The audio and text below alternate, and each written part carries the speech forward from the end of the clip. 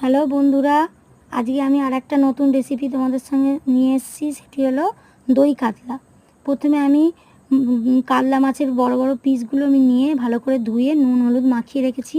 সেগুলোকে আমি কড়াইয়ে তেল গরম করে আমি মাছগুলোকে ভাজতে দেবো, এবং তেল গরম হলে তেলের মধ্যে অল্প একটু নুন দিয়ে দেবেন। কেননা মাছ ভাজার আগে যদি কড়াইয়ের তেলে নুন দিয়ে দেন তাহলে মাছগুলো আর কড়াইতে জড়াবে না। এরপর একটা অন্য পাত্রের মধ্যে আমি 150 থেকে 200 ml দই নেব। নুন, হলুদ আর গোলমরিচ গুঁড়ো মিশিয়ে ভালো করে দইটাকে ফেটিয়ে নেব। নিয়ে এবারে মাছগুলো আমার দু পিঠ লাল লাল করে ভাজা হয়ে গেলে আমি মাছগুলো একটি পাত্রে তুলে নিয়ে ওই তেলেই আমি কুচানো টমেটো, ক্যাপসিকাম দিয়ে ভালো করে ভাজবো, এবং ওর মধ্যে ভাজতে ভাজতে নুন আর একটু অল্প চিনি দিয়ে আমি ওটা ভাজতে থাকবো।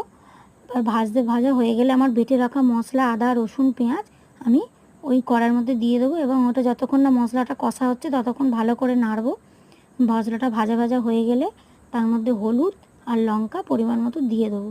দিয়ে ওটা ভালো করে নেড়ে শুধু মশলার জলটা এর মধ্যে দেওয়া হবে, কারণ এটা দই থেকে তো প্রচুর পরিমাণে জল ছাড়ে, তাই এতে আলাদা করে আর জল আমি দেবো না। দইটাতে যে যা গ্রেভি হওয়ার ওতেই হবে। এবার দইটা ভালো করে মশলার সঙ্গে মিক্স করে নিয়ে ফুটলে তখন আমি ভেজে রাখা মাছগুলো দইয়ের কড়াইতে দিয়ে দেবো, এবং দইয়ের সঙ্গে ভালো করে আমি মাখিয়ে নেবো। নিয়ে গা মাখা হয়ে গেলে একটি সার্ভিং প্লেটে আমি মাছটাকে তুলে নেব। তুলে নিয়ে সেই মাছগুলোর মধ্যে অল্প পরিমাণ গরম মশলা দিয়ে আর কাঁচা লঙ্কা দিয়ে আমি সাজিয়ে নিলেই আমার তৈরি হয়ে যাবে দই কাতলা।